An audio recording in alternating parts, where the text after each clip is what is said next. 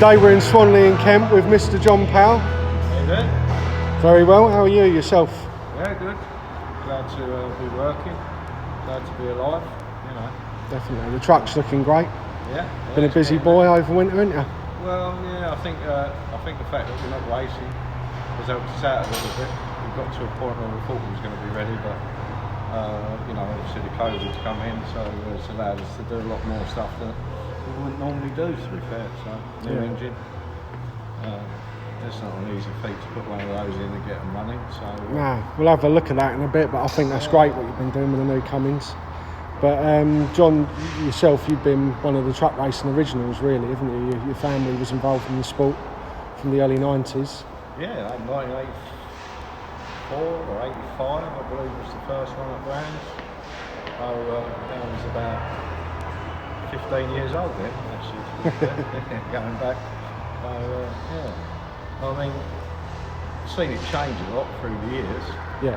But the core of people are still there. You know, I mean, in actual fact, to be fair, Dave Jenkins is probably about the same age as me. So yeah, you just can't get out your blood, to be honest with you. I mean, the smell of the burning brakes, the tyre, the rubber, and the noise is the first thing that gets me. You know, it floats my boat, definitely. Yeah. So, yeah. And your two brothers raced as well, didn't they, alongside you, Graham and Stephen? Yeah. Well, they was doing it before I was, to be fair. Yeah. Graham bought the full cargo, which I think was a ex-Fuller truck or Chapman one, which is actually this truck, to be fair. Yeah. So, and then Stephen had it. They both won the championships with it, and unfortunately, I missed out by one spot to win the championship due to a blown-up engine at Silverstone. But yeah, you know, I mean. I said to myself when they was doing it, the first available moment that we could afford to buy one. So I remember walking up and giving them a bag of cash and saying, let's have it. So and that's what we did. And you've never looked back? No, it's been good to be fair. It's been up and down. Yeah. You know, I mean, I think when we first started, we were lucky to buy a good truck, and we had a good reason the first year. If I remember rightly, if memory serves me, I think we finished third in the championship in the first year. Yeah.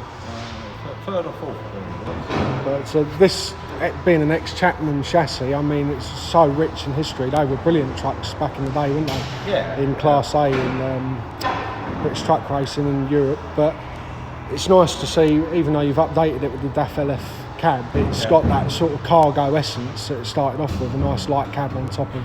Yeah, well, if you cast your eye over there might be the donor one to it. That's actually for a customer. Yeah, I mean, it would be nice to put the cargo cab back on it, but it's not practical for racing because you just can't get the panels for it anymore. And unfortunately, we had a bit of an accident at Thruxton. Yeah. And that put pay to that. And you know, I mean, we're lucky to have good people going back in history. Trucker lines, Les Allen, George Allen. Lee come and looked at the vehicle when it was all smashed up. They took it down there and straightened the chassis and give us hands to mount a new cab.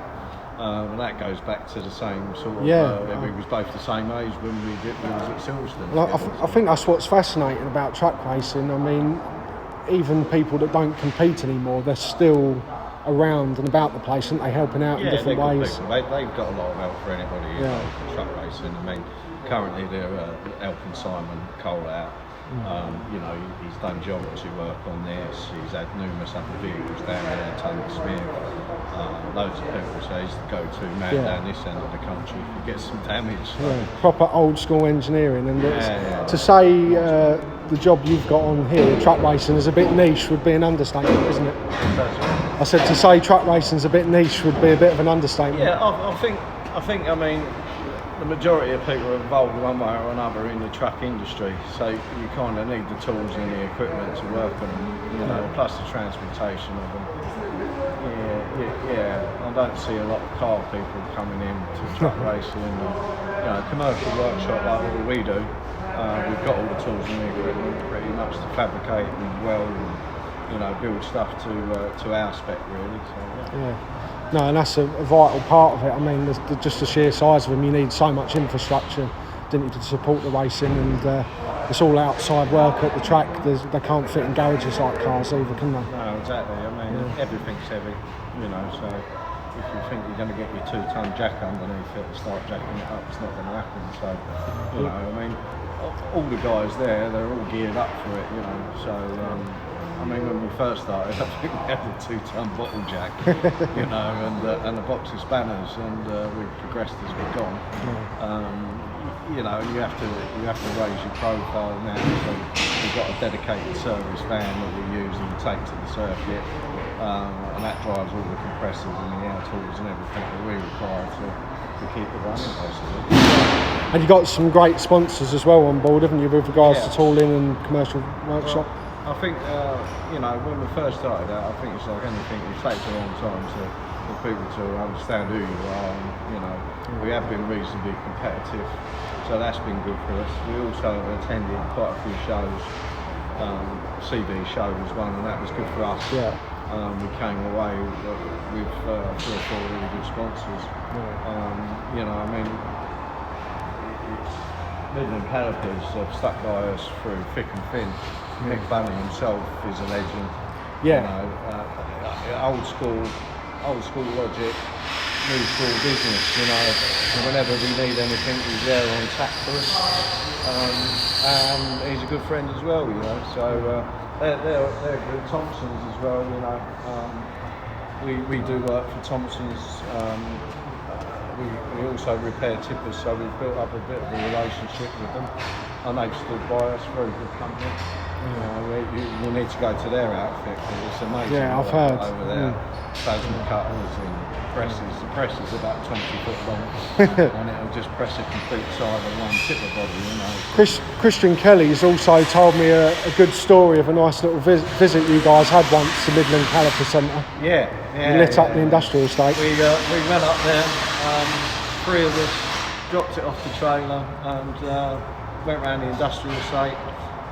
Took the advantage, took some of the guys in the cab, and had a really good day. And it was just before we went to Bonnet, actually. Really good. The guys enjoyed it in any case. So. It's looking brilliant, John, anyway, really coming along well. And I can see you got some new sponsors on board this year as well. Motul. With the oils, with Motul as well, so they've come on board, supplied us all the oils for the engine, gearbox, driveline. Also they supply the oils within the business as well. Maha as well, you know, they're another company that supported British truck racing as a whole. Supplied the technical equipment for doing scrutineering. That's a continuous process that will take the lifts along and use it for scrutineering purposes for safety checks. And it's made quite a significant impact, isn't it, for the sport, positively? I think that, you know, certainly from the point of view, it's not always practical at all circuits. But certainly the first couple of meetings, especially after winter park-ups and stuff like that, or a shakedown, it's good to have a vehicle up in the air and check underneath it. You know, even if they're not getting used for scrutineering purposes, they're available for every team to use. I don't know where we're going to be with the COVID though, so because obviously we're going to be limited to the amount of teams and scrutineers and stuff, so we'll just have to see how that one works out for the rest of the year. So. I think another nice thing as well is a lot of the fans have enjoyed coming to the circuit and seeing these massive machines all jacked up in scrutineering. It is quite a spectacle, isn't it? It's not never duck and curve. No. You know, I mean, certainly if you've never been in a commercial workshop, you know, they go, how'd you get underneath it? Well, that's how you do it, you know, so they are state of the art as well, so, but they, it was a good working relationship with that, because we then went on to Premier Diagnostics, who support us as well. We've done quite a lot of stuff.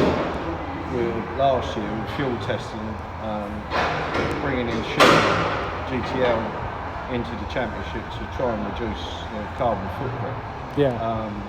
Some teams worked with it with open arms, some didn't.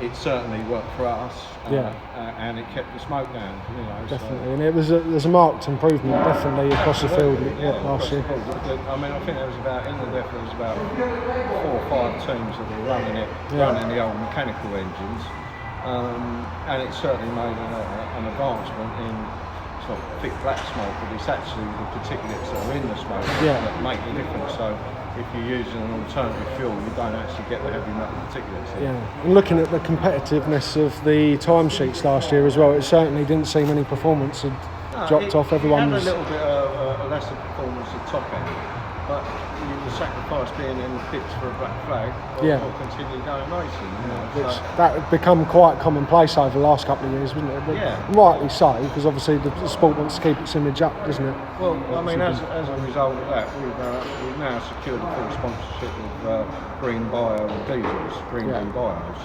So we're currently running that. They're supporting us with the transport and with the race engine. And they're getting heavily involved in their carbon footprint. The glory with their product is that it's actually driven from, it's not a waste product. Yeah. You know, so and it's not dug out of the ground, it's actually grown in the ground and then made into fuel. So they've got pretty much no carbon footprint apart from the transportation side. That's brilliant. Would you like to take us for a little tour around of your epic race vehicle? I see two. It's not looking very clean because it's been stuck in the workshop. So the dust is settled, so to speak.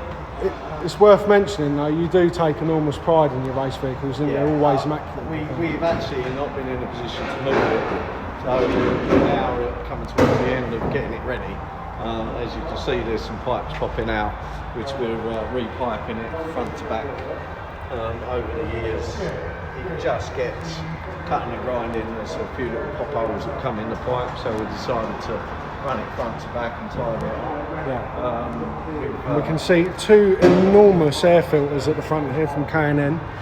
If you've never seen a truck-sized air filter before, you certainly will there. There's two big ones, So we've basically upgraded quite a lot of stuff inside the cab.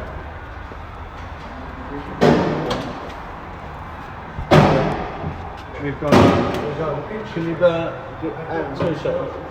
So we've gone over to an AMI dashboard, which will talk with the new ECU that we've had put in.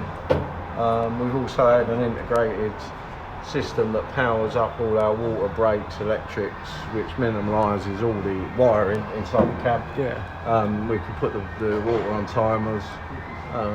You know, it's quite nice really. So for the first time ever, I've probably got a speedo that works and a set of wipers that work, and we can obviously change the parameters within inside this, and we can look at all engine temperatures.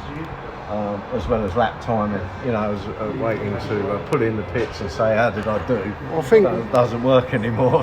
It's quite an essential part of the whole performance package, because I think a lot of people underestimate just how tricky and how much of a handful the trucks are to race. So if you can minimise your workload, it's going to save you time. I know through an accident that happened at trucks, where we had the consist stitched, and although it's nice to have someone talk back to you, sometimes you gotta just get a feel for it yourself. And you know, it was the first time I was at the back of the grid and I got the shout go, and there's nobody's fault. It was just that we decided to use it, and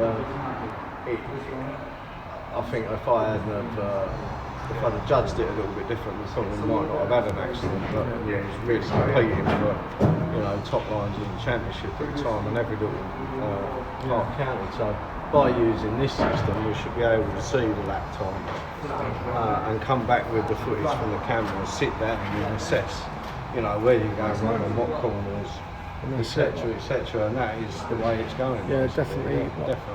Consistency is key, isn't it, in truck racing? Like, well, yeah, you know, coming back in and just pulling in and saying, how did I do? You know, this ain't working. That's it. But we'll try and get some footage of your accident you had. You're certainly lucky to be here, aren't you? It was quite spectacular. Horrendous. I mean, to be fair, I think it was about, we looked on the tacho sheet, and it was somewhere between 85 and 90 mile an hour to stop dead. You know, and I think Trevor Martin was actually in front of me. And I decided to go to the That would be shocking in itself in anyone's terms. Yeah, so what, Trevor Martin? I'm not surprised that an accident happened. Bless him. Oh, sorry, Trevor.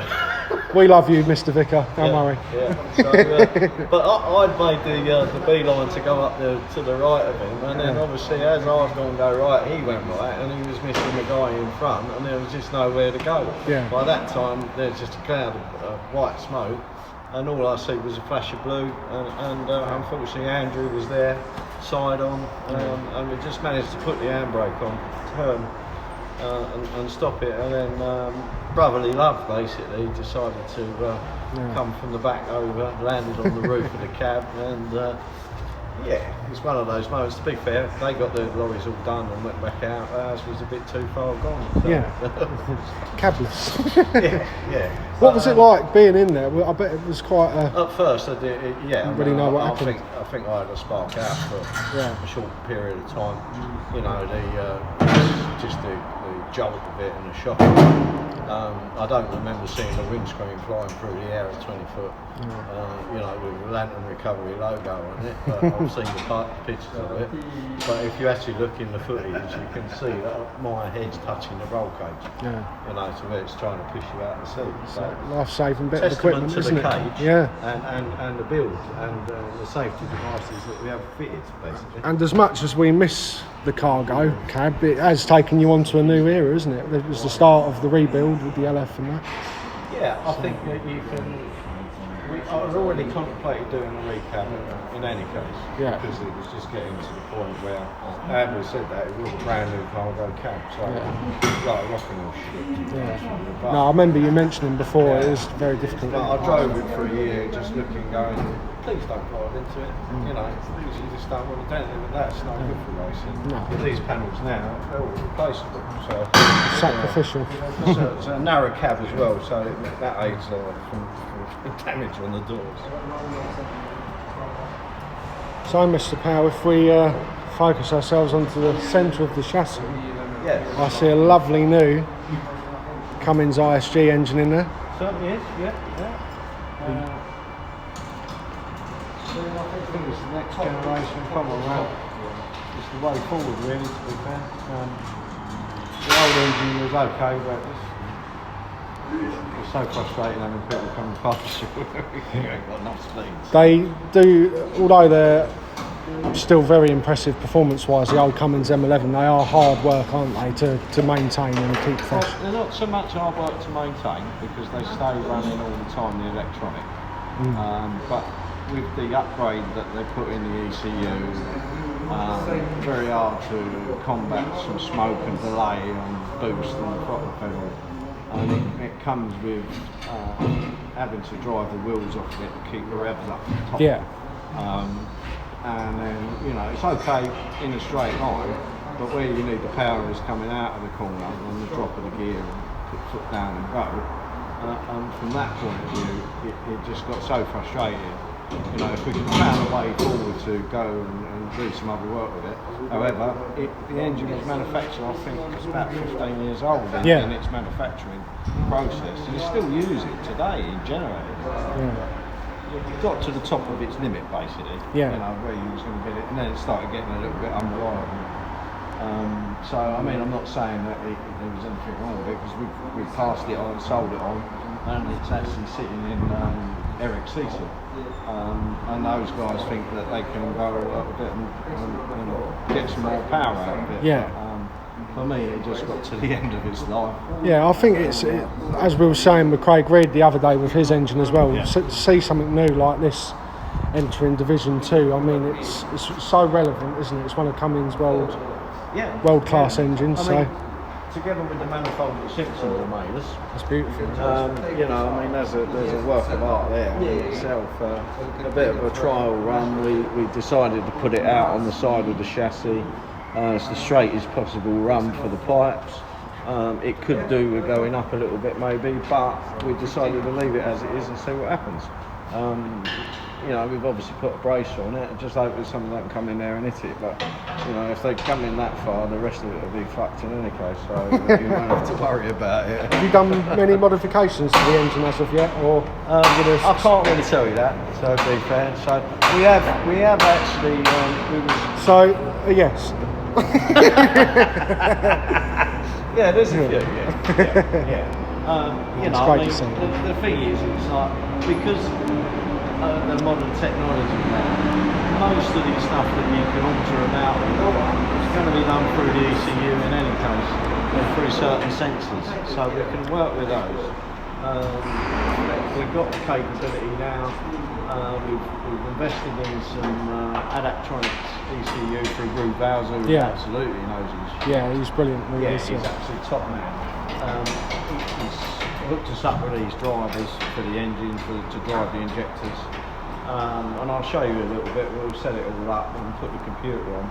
And at a touch of a button remotely, the guy can come along and alter some fuel in and do some stuff. So I don't think we're going to actually need to do that much to it, to be fair. No, and it's worth mentioning as well. This engine was considered by the FIA European Truck Racing, wasn't it? It was just, I don't know that. Yeah. It was just to do with obviously the global economy. It never came to fruition in the end, but well, they're accessible, and like the M11, the parts are readily available and they're cheap.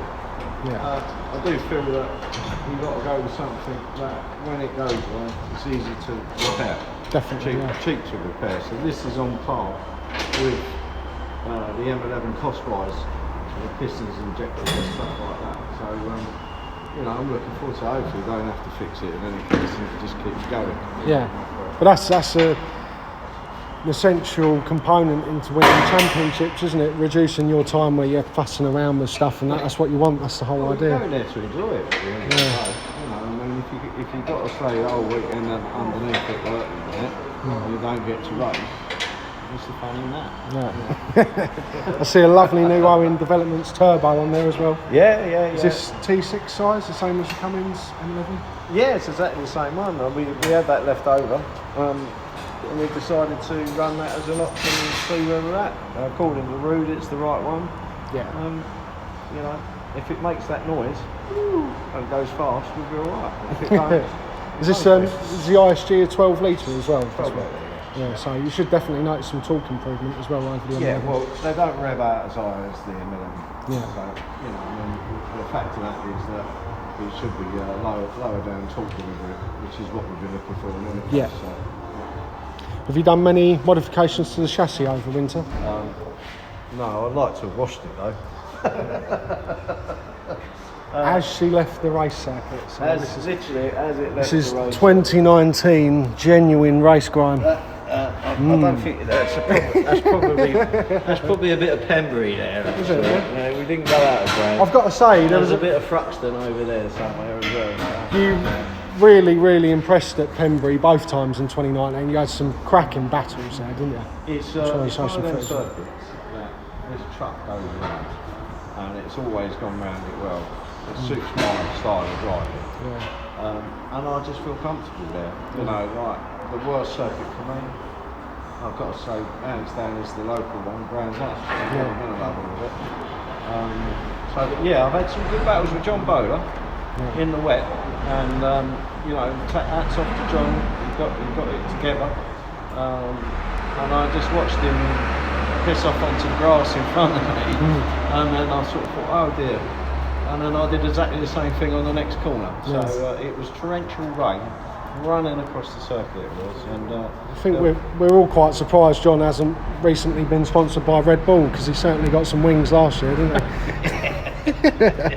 Yeah, he deserves it. There's nothing like seeing a truck floating in the air in front of you, So he's done well for himself. He got to grips with the new engine and set up the truck, and he'll be a contender. Definitely. So. Yeah, I think that's the thing. When we do get off the ground this year with the championship, or if it becomes 2021, it's going to be proper racing again, isn't it? A lot of people have made some great advances, like yourself. Yeah. There's going to be some good battles. Nothing stays static, does it? No. At the end of the day, if you're chasing a guy that's winning all the time, then the best way forward, if you can't beat them, is kind of join them. And, the rules got changed to allow the older MAN engine into the cars. That took everybody a bit of time to get used to the chassis set up and the extra power. So they're on par now, so they should be good. And there's some other trucks coming out, Craig's as well. Yeah. Hopefully this. My brother Stephen My brother Graham as well, you know, you can't count that one out. And it's worth mentioning, even though you're close family, lots of history, you don't mind trading paint with each other, do you? I traded When it paint comes, with them quite a few times. We've had a little incident at, I think it was the Nuremberg ring last year with Stephen, which was a bit of a late lunge into the corner up the inside. Unfortunately, it spun him out. We had a bit of a sort of falling out over it. It wasn't intentional, but that is racing. has it been the same since the old stabiliser days back in the day? Yeah, sort of like that, yeah. So, you know, I mean, to be fair, Stephen's been really good driver, so it's great. Yeah. I will say that I had, finally when my brother got his luck out of Graham, crushed him. I was one of the best races I ever had because we was on top of each other for the whole race. And he got me on the last lap, and Ryan came through to that one. And I just tucked behind Ryan and went to squeeze through, and then I rubbed the paint then as well. So, but we got out, shook each other's hand, had a big laugh, and that's how we should. Yeah, I think that's worth mentioning though. Like that's a general consensus across the paddock. Like the three of you are all very well respected drivers for actually raw ability, and you've all got something in them genes from your dad, maybe. We've grown up with it, haven't we? Yeah. You know, so you know, my father used to push us into motocross years ago, and you know, there was a competitive level there. You know, we was quite way up in the championships in the East Kent, and the ACU finals, and that just sort of spills out. I believe we've got to have some sort of screw loose to get in one of these at some point. Yeah. But the racing instinct has come from motocross, basically, Yeah. from all of us, yeah. You know, and it is nice to be racing with all.